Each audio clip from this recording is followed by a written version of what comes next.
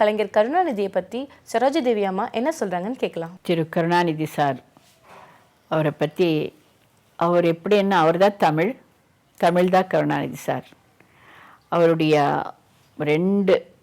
அவர் dialogue எழுதியிருக்கிற 2 படத்தில் நான் நடிச்சிருக்கேன். ஒன்று எல்லோரும் இந்நாட்டு மன்னர், இன்னொன்று இருவருள்ளம்ல அவருடைய டைலாக் பேசும்போது எனக்கு பயம் வந்துருச்சு, சரியாக பேசுவேனோ இல்லையோன்னு சொல்லிட்டு. நல்ல வேலையாக அந்த சிவாஜி கணேசோட பேசும்போது அவர் சிவாஜி கணேசு கூட அவ்வளோ ஒரு என்கரேஜ்மெண்ட் கொடுத்தார். LV Prasad direction. அந்த டைலாகை நல்லா பேசினேன்னு எல்லோரும் சொன்னாங்க. அந்த படத்தில் எனக்கு நல்ல பேர் இருவருள்ளும், அது ஒரு நாவல், அதில் எனக்கு ஒரு நல்ல பேர் வந்தது. அதுக்கப்புறம் அவர் எப்போ நம்ம ஒன்று அவர்கிட்ட கம்யூனிகேஷன், நம்ம ஃபோன் பண்ணால் உடனே அவர் திருப்பி கூப்பிடுவார். என்னம்மா விஷயம், என்ன சமாச்சாரம், என்ன பெங்களூர்லேருந்தே பேசுகிறீங்களா, மெட்ராஸ்க்கு வர மாட்டிங்களா அப்படின்னு கேட்பார்.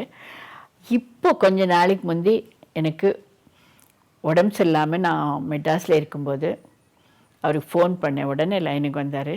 எனக்கு கொஞ்சம் நான் உடனே பெங்களூருக்கு போகணும், எனக்கு கொஞ்சம் அரேஞ்ச் பண்ணி கொடுங்க அப்படின்னு. உடனே அவர் போலீஸ் கமிஷனரை எல்லாரையும் கூப்பிட்டு, ஏம்மா போகிறீங்க, இங்கே இருங்க, நாங்களே உங்களை பார்த்துக்குறோம் அப்படின்னாங்க. இல்லை எனக்கு காலுக்கு அடிபட்டிருக்கு, நான் பெங்களூருக்கு போய்ட்றேன், இங்கே உட்காந்துருந்தால் எனக்கு பொழுது போகாது, அதனால் நான் போகிறேன் அப்படின்னு. உடனே அவர் பாவம் எல்லாம் அரேஞ்ச் பண்ணி ஃப்ளைட்டில் ஏர்போர்ட்டில் எல்லாம் எப்படி எனக்கு ஒரு தொந்தரவு ஆகாமல் என்னை வீல் சேரில் உட்கார வச்சு ஃப்ளைட்டில் சேர்த்து இங்கே பெங்களூர் வந்ததுக்கப்புறம் கூட இங்கே கூட போலீஸில் வச்சு யாருமே என்னை பார்க்காம, யாரும் என்னை பேசாமல் இருக்கிற மாதிரி ஒரு அவ்வளோ நல்லா கவனமாக அவங்களுக்கு சொல்லி அந்த ஒரு ஹெல்ப்பை பண்ணார். அது என்றைக்குமே நான் மறக்க முடியாது. எப்போவுமே have got great respect for him.